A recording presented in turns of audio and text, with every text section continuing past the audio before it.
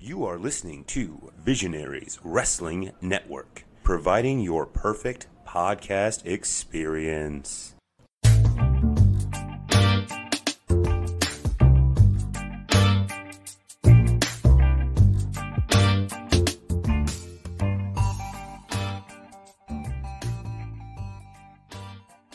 This is the MGB review of Flying V Fights, the fourth event, the hardest part of the ring, hashtag FV hardest part.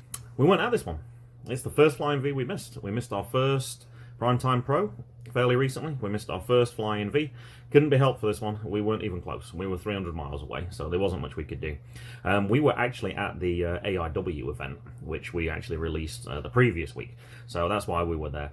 They released this on IWTV, so we watched it. And yeah, I guess we can go straight into it then. We weren't there. I put straight away, and you mentioned it when you watched it. We watched this separately as well, I should say. We probably watched this 3-4 days apart. I love the first 2 minutes. I actually really enjoyed watching that. For people that weren't familiar with Flying V, it was kind of like the little catch-up that you get on the start of TV shows. They showed you characters, what happened in the previous matches. It set it all up.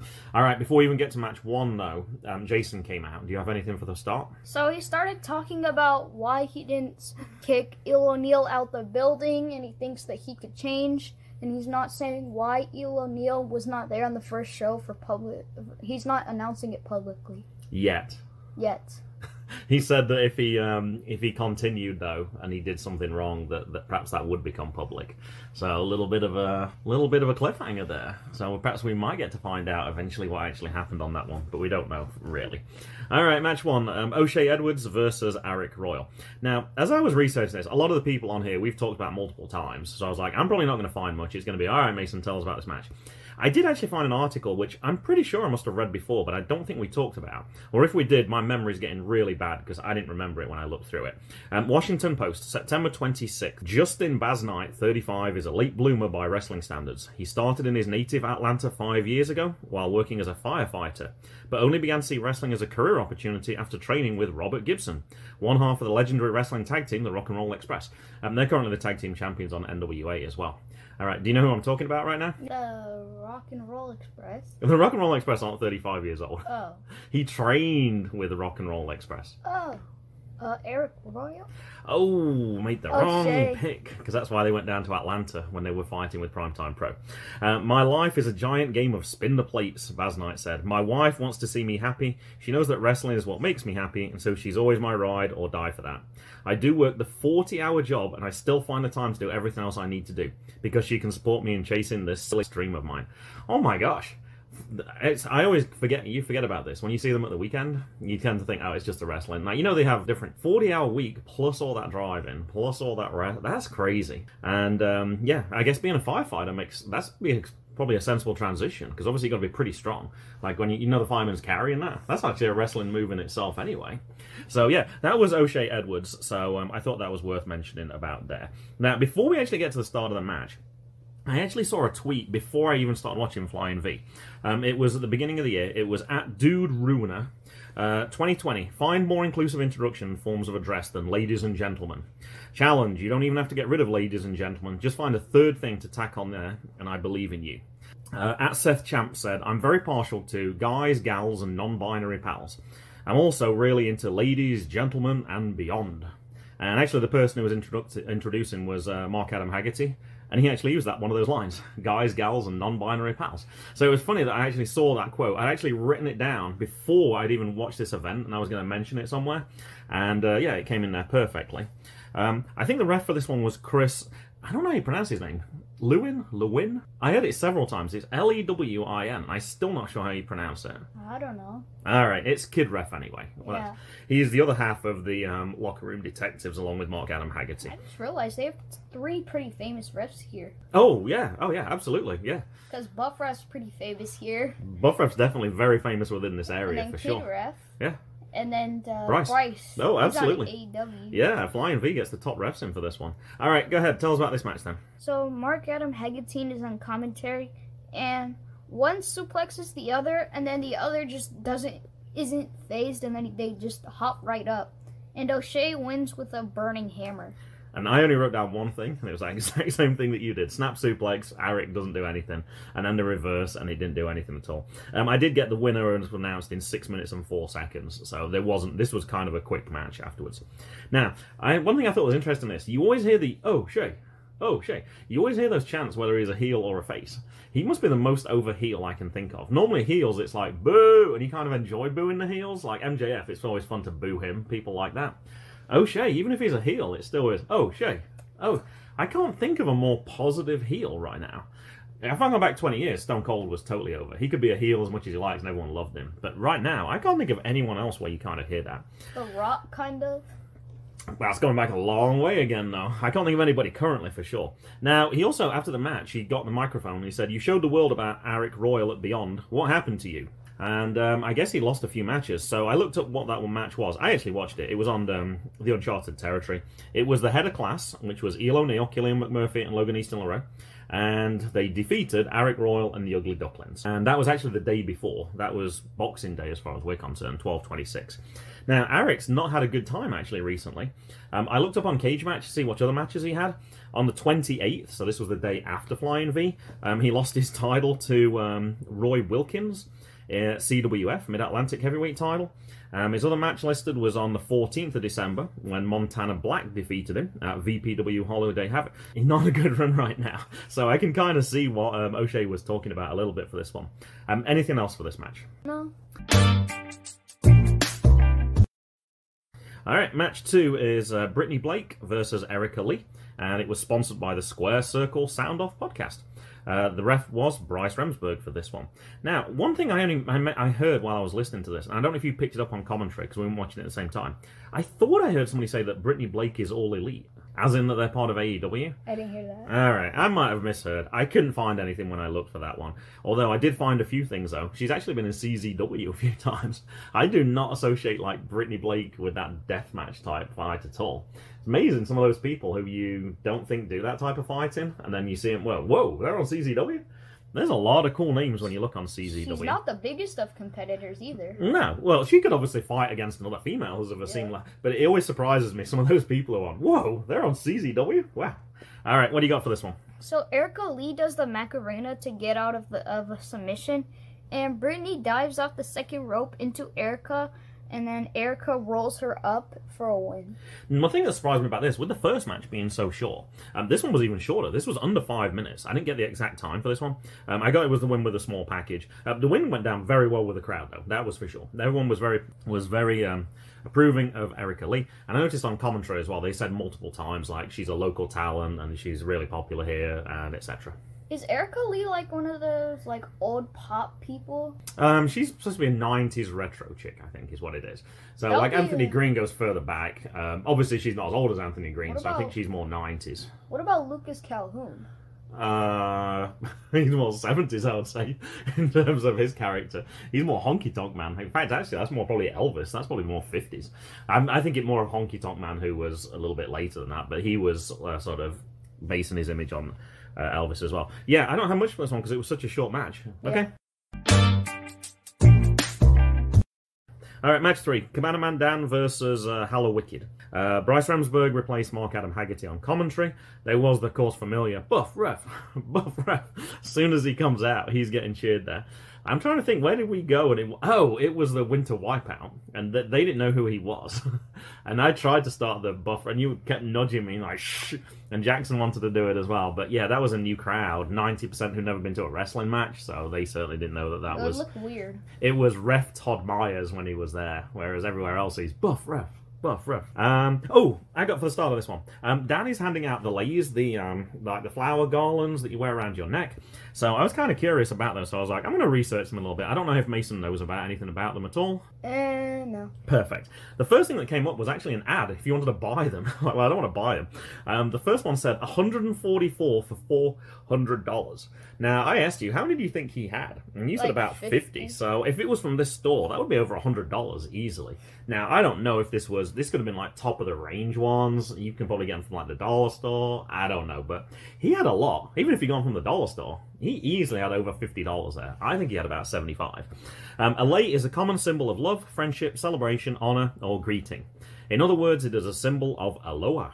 Take a walk around Hawaii, you'll find Leighs everywhere. Graduations, parties, dancers, weddings, and yes, even at the office. Leighs were constructed of flowers, leaves, shells, seeds, nuts, feathers, and even bone, and teeth of various animals. Now, not the ones that Cabana Dan had, they were just flowers, I'm pretty sure. That'd be pretty gross. In Hawaiian tradition, these garlands were worn by ancient Hawaiians to beautify themselves and distinguish themselves from others. Alright, go ahead, Mason. Tell us about the match. So, Hallowicked, he wanted to wrestle Dan 11 years ago, but then Dan got sick and he couldn't wrestle. And on commentary, they said that Cabana Man and Dan has wrestled in 30 states. That's pretty impressive. Yeah, I think Alaska and Hawaii. Oh no, probably, I don't know. I'm guessing he hasn't done those two for sure. Maybe probably Hawaii. The West Coast as well. Yeah. No, I'm sure Hawaii is one of those he hasn't been to. That's a lot. That'd be a long way to fly just to do a wrestling Is that where match. he's from? I don't know. I know he lives in Alabama, but I don't know where he's from originally. So Hallowicked kicks Dan's hand away when he's trying for the flip-flop chop, and then later on he does the flip-flop chop, and then he also does the flip-flop slap. Oh, okay. Oh, I didn't pick up on that at all. And Hallowicked won with a DDT. And just before that, actually, there was a line on the commentary, 2.94 on the pinfall scale. Close as possible. I kind of like that one as well. Obviously, close to 3. We've had like 2 3/4, Bryce 2 7/8. And I think so. He was on commentary. He was good. I like him on commentary. I was kind of worked. He does his ref thing, then he does a bit of commentary, then he goes back again. Probably gets a rest in there somewhere in between as well. And also, they said on commentary, the main thing about this was the story of the match was the heart of Cabana Man Dan. He didn't win, but he gave everything that he possibly could. And he always does. And he talked about after the match as well, the fact that he drives up from Alabama to come and do this event. That's amazing. He must drive through 30 states each weekend, I'm thinking, with some of the journeys that he has to do. And I also heard at the end, there's different size rings. I heard this one was described as a 16 by 16. The Jordan Oliver clip that I showed you recently, where Jim Cornette wasn't very happy about it, he said it was all flippy, and we actually really liked it. They said that was a 12 by 12. I didn't really notice that rings were that much difference. That's really short, though. 16 feet by 16 feet compared to 12 feet by 12 feet. That's a lot shorter.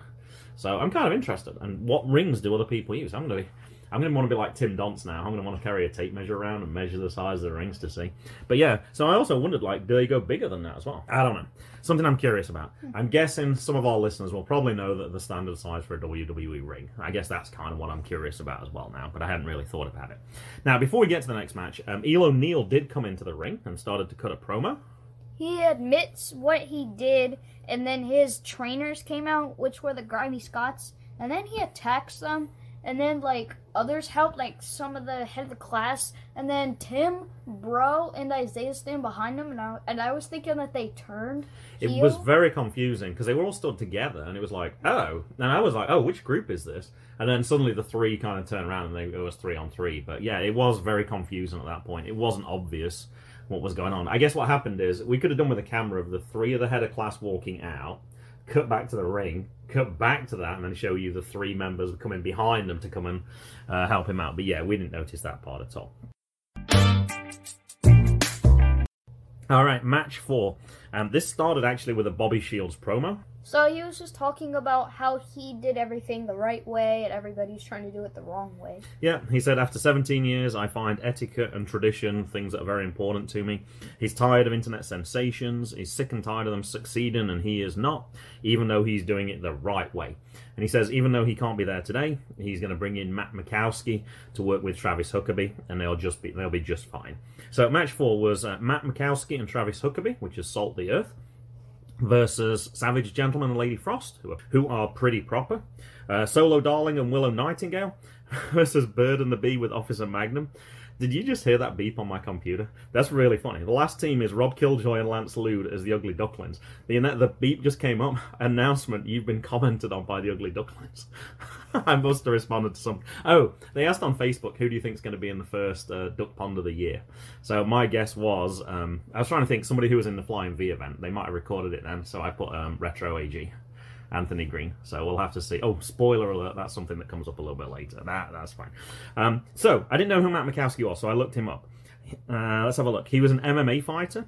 His results from a decade ago were 6 wins and 2 losses. On Twitter, it says Bellator Elite XC veteran, a BJJ black belt. I think that's the one that Dominic Guarini has as well, the Brazilian Jiu-Jitsu. Striking Specialist and Wrestle Factory Graduate. There's also a video that says on Chikara that's the Mikowski story. And Ophidean, the head of the Crucible, has an exceptionally dangerous weapon at his beck and call. The man MMA fans nicknamed Weapon X, Matt Mikowski. So he's obviously another person from Chikara as well, so I didn't recognize that to begin with. Also from that Washington Post article, Brittany Stedding tagged along for the ride, selling his merchandise to fans until she got bitten by the bug. I have never been around independent wrestling. I hadn't been to any televised shows since I was a little girl, Stedding says. But I had no idea about any of it, and I definitely didn't think it was cool. It wasn't until that second or third match that I went to when a little girl came up to me with big beady eyes and asked me for my autograph, and I felt melted because it was just the sweetest thing ever and I was a nobody. Literally, I was just a wrestler's girlfriend. Really? Who's that? I don't know. Lady Frost. Oh. I like the part they put melted as well. I was like, oh, that's pretty clever. I don't know if that was deliberate. And then that was how they became pretty proper. So yeah, she was just the person that used to sell his merchandise to begin with, and then she caught the bug as well. I thought that was a pretty cool story as well. I noticed one of the theme tunes, Under Pressure, for Bird and the Bee. So I know that's on my iPod, so that's going to get added to the list. One other thing I noticed at the intro as well. Did Rob lose a tooth? Or has he always had a tooth missing? I didn't pay attention. I noticed he had a tooth missing. I was like, oh, did he just lose that? Or has he always not had a tooth and I just hadn't noticed it before? I'm sure you can lose... I'm trying to think who lost one. Cesaro lost one in one of the pay-per-view events, I remember as well. Oh. So it definitely happens in wrestling. All right, tell us about this. There was a lot going on in this match, Mason. This is probably why you got pages and pages of notes there. Was it just me, or did it look like that that Officer Magnum did not want to come out? Oh, he did not. Yeah, I don't know if those steps were too big for him. It might have been, because he's only got little legs. If they're kind of steep, he might not have been able to get up. But yeah, he kind of wanted to turn around. There is a lot of lights there as well. Normal entrances don't normally have that. But yeah, if you remember as well, that first one, there was like lasers going around. And yeah, that might have been a little distressing for him to begin with. I think that was good that Solo picked him up and then you could kind of like calm him down a little bit. And he was fine after that. But yeah, I didn't think he wanted to come out to begin with. So Solo and Rob each lick their hand and then they shake hands. And Rob and Solo each get into like a cradle kind of submission on each other. And Travis makes the ref hold Rob's leg. And then Rob does the same to Travis later. And then he kicks his leg. And Lady Frost freezes everybody and then pinned Willow. But the ref was frozen too. So there was no ref to count. And Savage Gentleman gets Lance on his shoulders, then drops him onto the apron so Rob can't pin him. And everybody catches Frost when she's suplexed onto them. And then Willow drops Lance on everybody. And so the Ugly Ducklings kick Savage Gentleman, and then they have to fan him to make him go down because he was wobbly a lot. Didn't he blow him in the end? It looked like he kind of tried to... It was very old-style comedy. And so they do a launchment quack, and then they hit...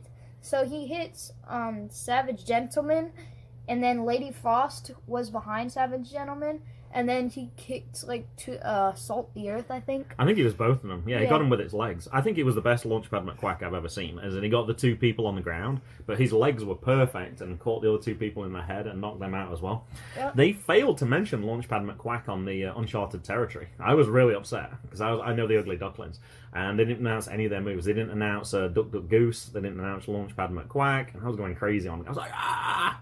But the guys here knew what they were talking about. Yeah, you actually, I don't think you mentioned they actually obviously unfroze. Lady Frost had to unfreeze everybody as well. Now, when everyone was frozen and Savage Gentleman went for the pin, they did call for another ref.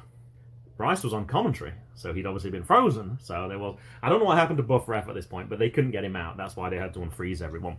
And then once everyone came back, straight away, it was like, did he get cold in here? On commentary, they played along with it pretty well. And Bryce was like, I heard my name called, but it felt like really weird, like I wasn't really here. And they played along with it pretty well. I kind of like that. There was one more comment. They said on commentary, Willow's got to let it go. That's obviously a Frozen reference as well. Yeah. Now, it sounded like this was going to be the intermission. Because it was like, all right, this is it, we're going to have the intermission. And then actually one more thing happened. And you actually called this ahead of time. I was like, how did you know? And you mentioned that Beyond event. So, yes, Arik Royal and O'Shea came into the ring. They took out the Ducks. And all the three refs were in the ring at this point. But they still managed to get Coach Mikey too. So I'm going to guess that's probably going to be a future match. I wouldn't be surprised to see Arik and O'Shea versus the Ducks at a future event, possibly. Jay Leigh on Twitter, someone booked this match at the Matt Mikowski versus at Real Savage Gent, but make sure we're there to photograph it. Yeah, they were both hard hitting. Right at the start, I was like, woo, I'm not surprised with him being an MMA fighter. But yeah, I'd like to see those two go at it in a ring. I think that would be pretty cool too.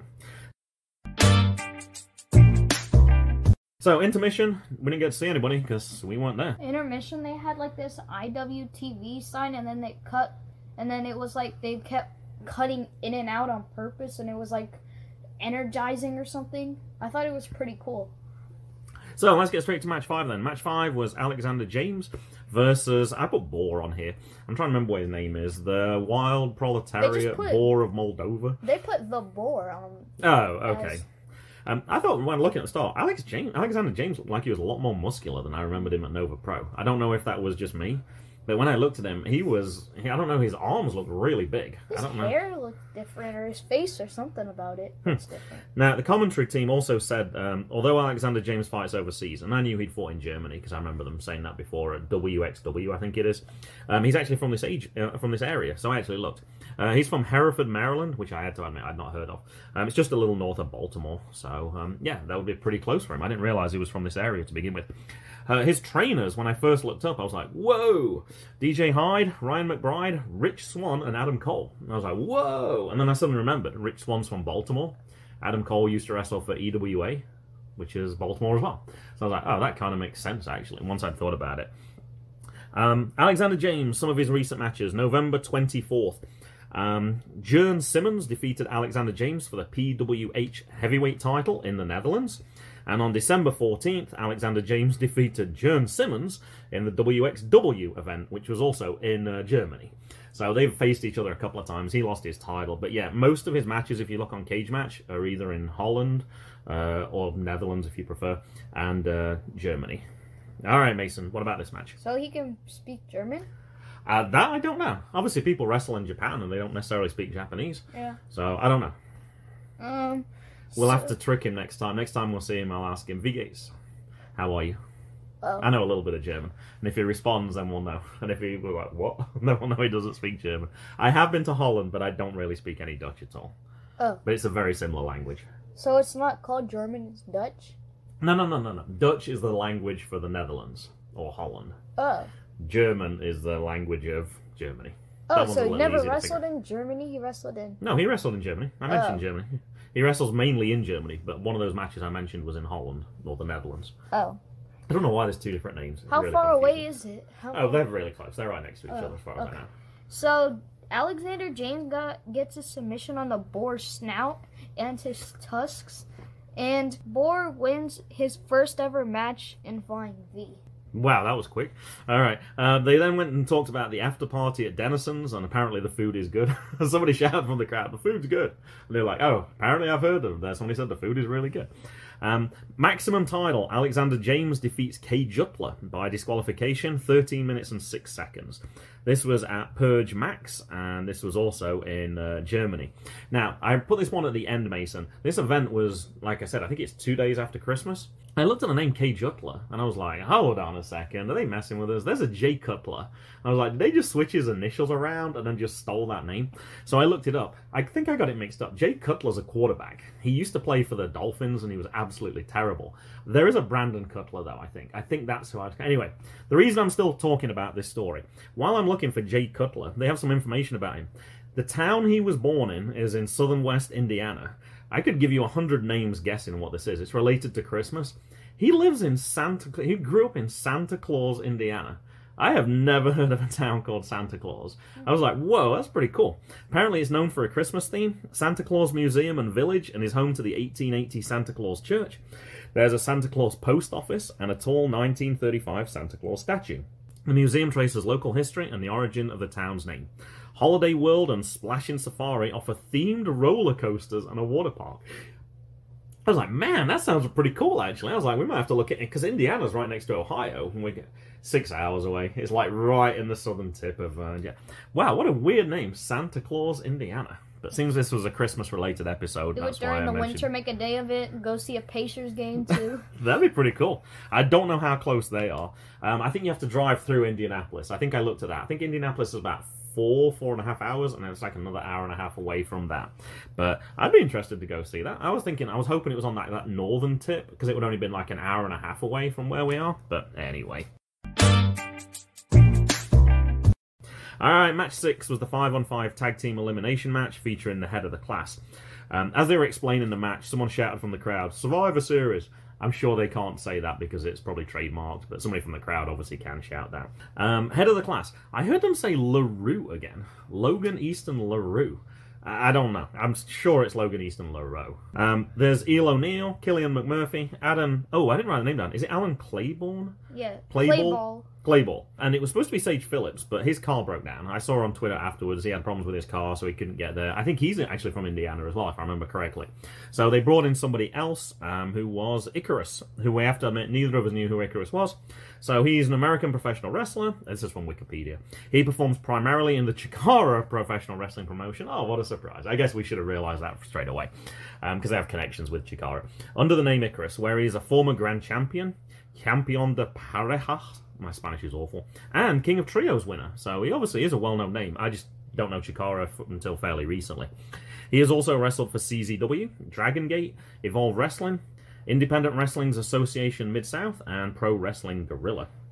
I also heard the crowd shout Molly Ringwald. Now, I know she's from a film called The Breakfast Club in the 80s. I don't know who they were talking to. I don't know if that was Logan. I don't know if they... Because I asked Mom, because I know she likes that film. So I was like, does that person look like that wrestler? And she's like, no. I was like, I don't know. I don't know who they were referring to for that one. Back to that Washington Post article again as well. It's kind of an extension of myself, Corey Mishaw says. I know a lot of people say the best characters come from that. If you crank up your own personality to 11 or 12.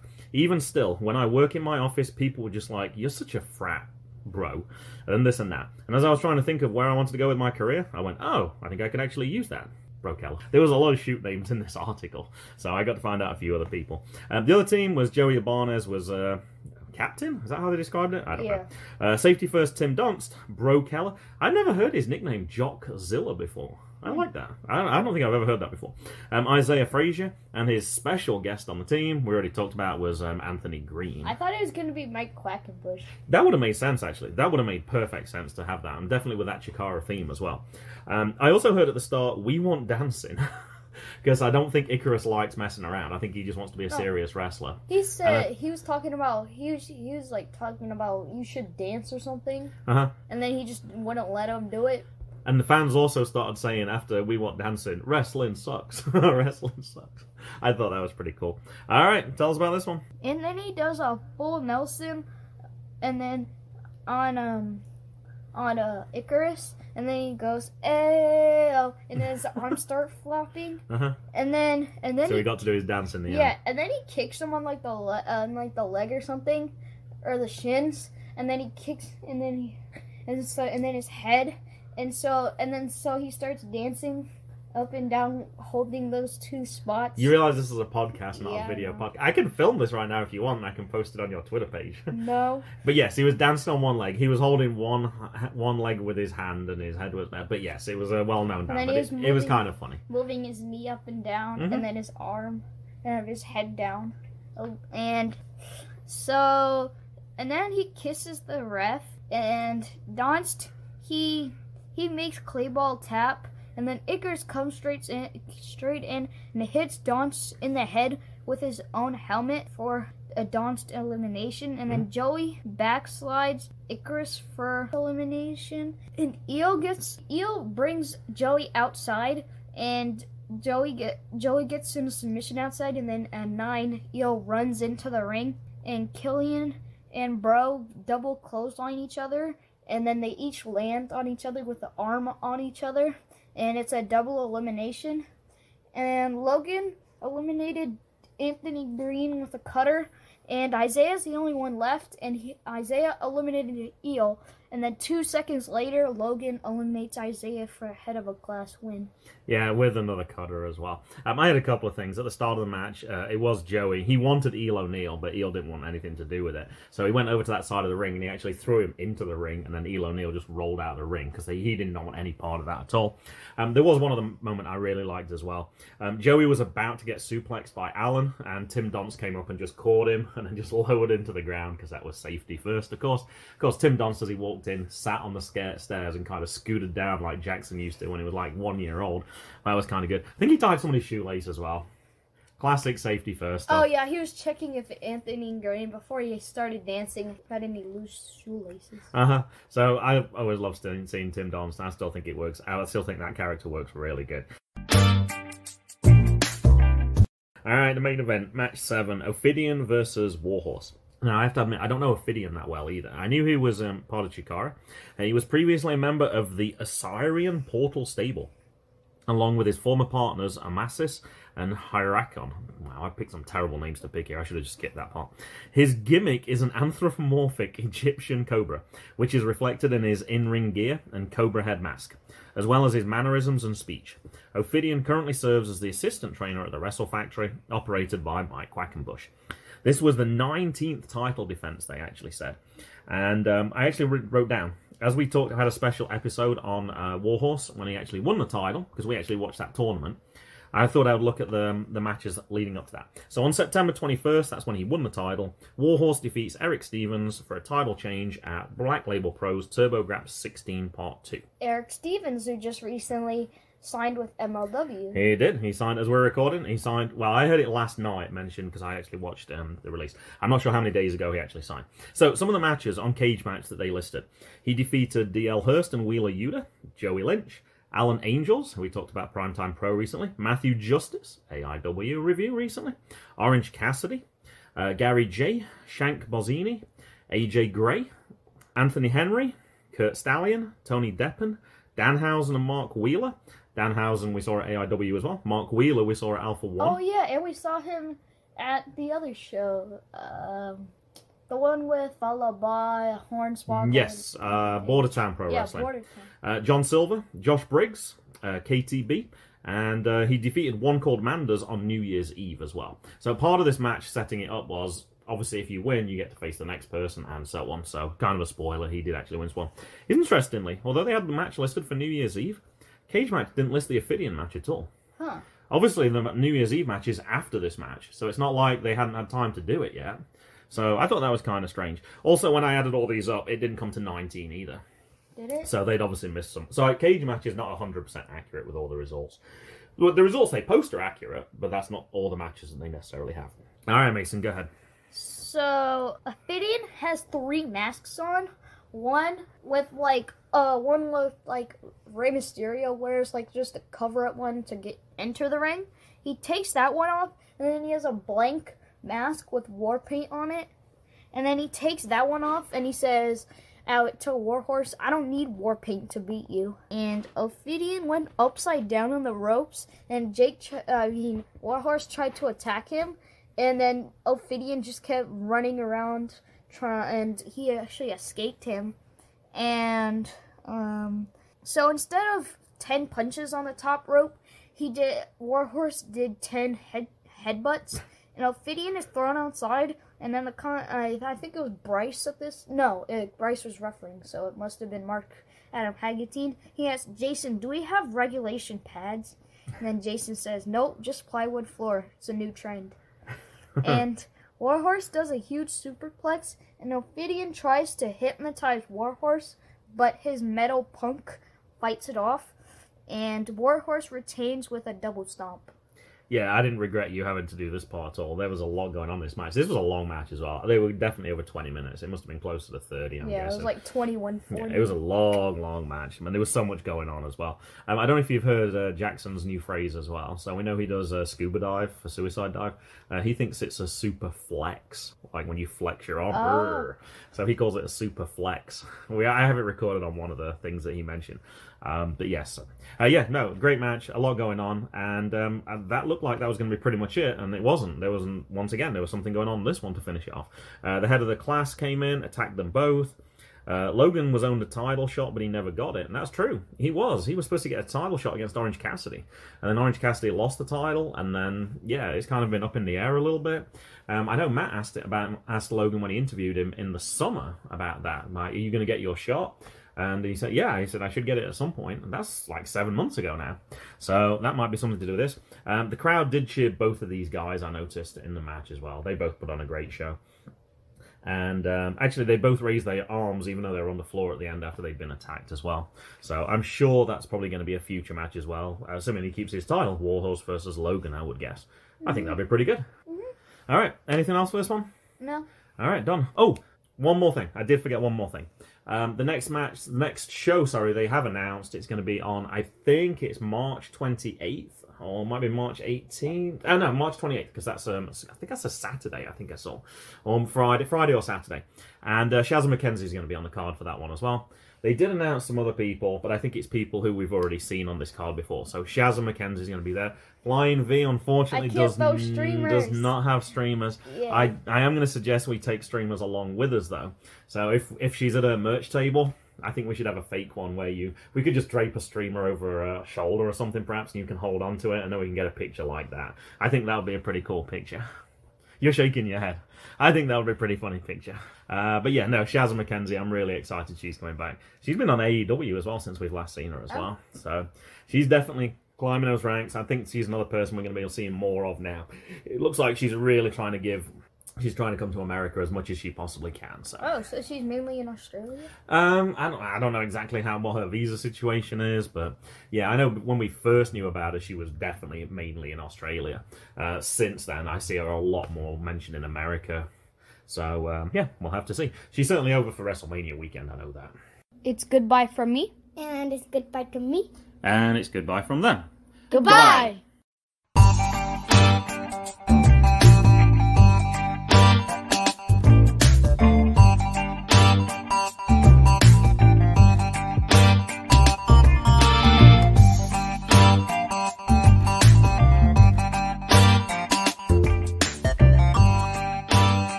The music was Zigzag by Kevin MacLeod at Incompetech.com. Licensed under Creative Commons by Attribution 3.0.